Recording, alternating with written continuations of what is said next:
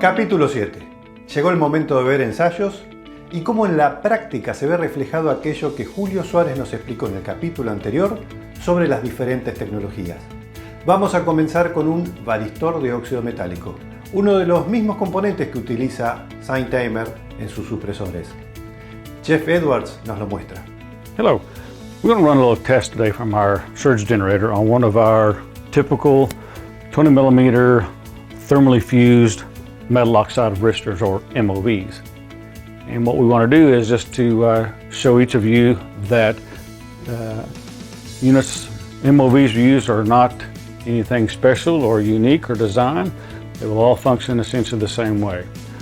So we've got our surge generator turned on. We're going to apply the 2000 volt 67 amp ring wave to this varistor and take a look at its clamping abilities. As the generator charges, we'll release the transient into the MOV. Now, as we reposition cursor at the base of the transient and then at the peak of the transient, it was inserted at 180 degrees. Residual voltage is 344 volts. Interestingly, this is with about 3.5 centimeters of lead length. But notice that as we expand out the wave shape, we can see that there are multiple zero crossings of the sine wave. In fact, there's 1, 2, 3, 4, 5 multiple zero crossings. So even though the MOV did limit the transient itself, it did not eliminate any of the oscillations of the event. A continuación, vamos a ver el ensayo de descargadores clase 2, el típico módulo de Real-D en dos marcas diferentes. Y luego de eso, el ensayo de un supresor Sine-Timer. Bueno, aquí Jeff va a hacer el ensayo sobre un módulo de Real-D categoría 2, y la diferencia respecto de haber hecho el ensayo sobre el varistor de óxido metálico directamente está en la longitud del conductor que lo conecta. En este caso estamos hablando de 15 centímetros de cable. De paso vamos a ver cómo se refleja eso en la tensión residual. Veamos. Vemos que supera el pico de la onda senoidal por un lado y con un valor de 392 volts. Lo que vamos a hacer ahora es ampliar esa onda y veamos que tenemos 5 cruces por 0.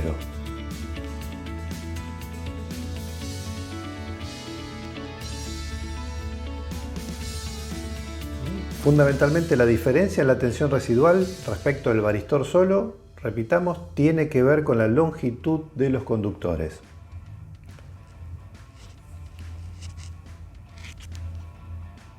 Vamos a ver entonces ahora el ensayo de otra marca, con la intención de mostrar que independientemente de la marca, el orden de magnitud del resultado es muy similar. Y es muy similar dado que los varistores de óxido metálico no es que hay una gran oferta en diferentes fabricantes.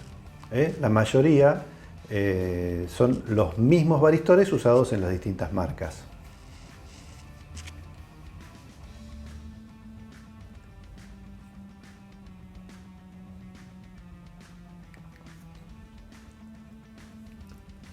Vamos a ver, una vez que se produce la descarga, cuál es la tensión residual.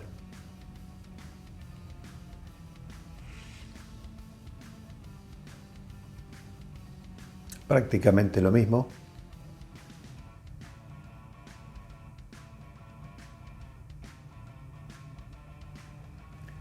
$396 volts. Y si ampliamos, otra vez vemos lo mismo, los 5 cruces por 0.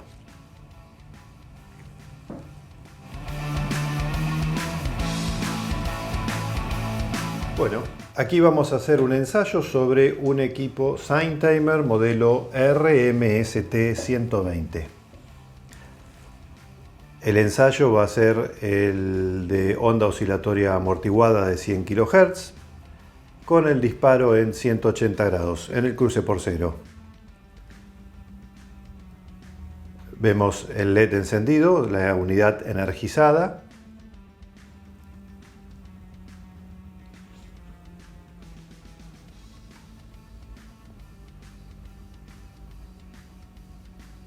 Veamos, ahí está la tensión residual, algo diferente de lo de antes, ¿verdad? Por lo pronto no tenemos un falso 1, o sea, la tensión residual no supera el pico de la onda senoidal.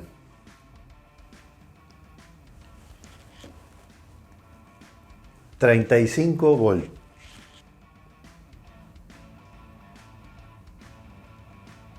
Vamos a ampliar también, a expandir la forma de onda. ¿Bien? Y prácticamente no hay múltiples cruces por cero como en el caso anterior. Para proteger la electrónica moderna, para proteger los microprocesadores, hemos visto la necesidad de establecer una cascada de protecciones. Típicamente para cualquier máquina, potencia, control. Esas son las dos etapas. Entonces, lo que vamos a ver ahora es, en primer lugar, un ensayo formando la cascada con descargadores de Real-DIN clase 2. Y en segundo lugar, repetiremos el mismo ensayo con una cascada de supresores SignTimer. Here we have our setup. We've got a couple of little class 2 devices, and both of them, at 175 volts, 180 volts. And we've got our scope. Now we're only going to set this up for 1,000 volts, line or neutral. We're going to inject it at 180 degrees on the sine wave because really what we're concerned with is those false zero crossings. So we generate the transient, and then let's look at the scope and see what the residual is. Well, if we look at one at 0, we put it at 0 degrees, bring it down to a let through of about 450 volts. And here we have the output of the generator, and it's going to go into the first SignTimer unit, the power unit, and then to the control side where we have the scope wired in to be able to see the residual on the scope itself. Now let's do something else here. Let's dial this down to 1,000 volts, and let's inject it at 0 crossing and see what the difference is. 1,000 volts at 0 crossing, and we'll see what happens. Well, as you can see, there is about 8 volts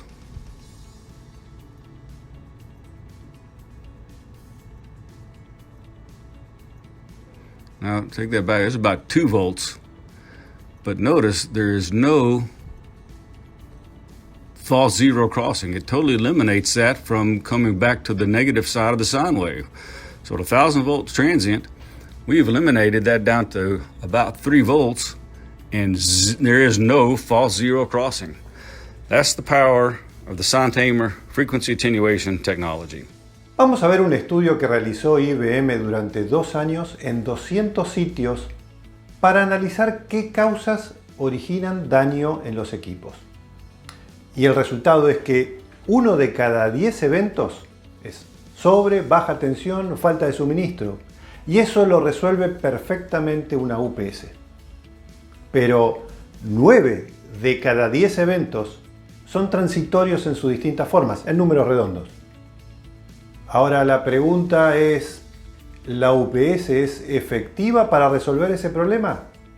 A ver, Juan Chávez nos muestra el siguiente ensayo, donde primero veremos una UPS doble conversión online sin supresor, y en el segundo momento veremos la misma UPS, el mismo ensayo, pero con un supresor SignTimer en su alimentación.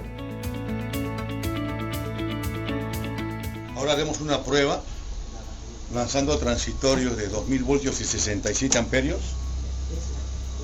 en Ringwave, aplicando un UPS True Online de doble conversión, y veremos qué sucede a la salida del UPS entre línea y tierra. El voltaje residual entre línea y tierra llega al nivel de 1458 voltios.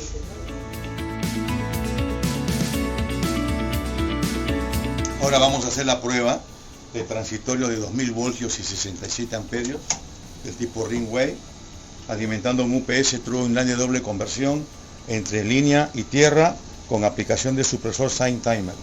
Veamos el resultado de voltaje residual a la salida del UPS.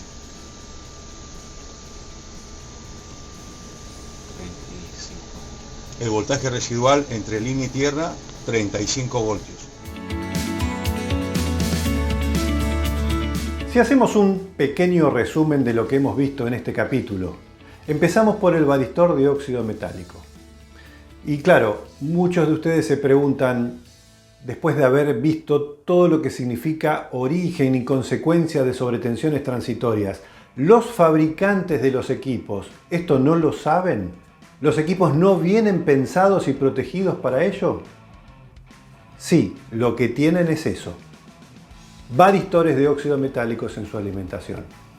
Más chicos o más grandes, o tal vez dicho en un término más técnico, con mayor o menor capacidad de disipar energía. Una UPS, la fuente de un servidor, un variador de velocidad, por crítico, robusto y potente que sea, va a tener como mucho varistores de óxido metálico. Y como bien vimos, no es suficiente para proteger lo que llamamos confusión de software. Luego vimos cómo en el propio descargador, al solo aumentar la longitud de los cables en un descargador clase 2, que adentro solo tiene varistores de óxido metálico, la tensión residual aumentaba notoriamente. ¿Por qué? Por el largo de los cables. Ese dato nos dice que debemos prestar mucha atención a la longitud de los conductores cuando vamos a instalar supresores, sea de la marca que fuere, del modelo que sea. ¿Por qué? Porque la impedancia de ese cable es vital para un fenómeno impulsivo como es una sobretensión transitoria. Y hemos comparado con respecto a lo que es la cuarta generación y la tecnología de red de atenuación en frecuencia, tanto tensión residual como cruces por cero. Y esto se puso de manifiesto también cuando hablamos de la cascada de protecciones, típicamente potencia y control. Pero si esa cascada la armamos con descargadores en módulos de Real DIN clase 2, vemos que no llegamos tampoco a proteger las confusiones de software, los falsos cruces por cero, los falsos unos, ante descargas del tipo de onda oscilatoria amortiguada. Sí, en cambio, hemos verificado que eso queda protegido con una cascada de 2 etapas con supresores SignTimer. Por último, de pronto derribamos la idea de si pongo una UPS doble conversión online que toma energía de la red, rectifica, carga baterías y luego vuelve a ondular, me independizo de la red. Bueno, ya hemos visto que no es efectivo para sobretensiones, en particular línea tierra. Pero también nos da otra lectura. Si hemos considerado poner una UPS es porque vamos a proteger algún equipo crítico. Si es así, entonces debemos ocuparnos de las sobretensiones también, tanto para el equipo crítico aguas abajo de la UPS, como para la propia UPS, que no deja de ser un equipo electrónico sensible.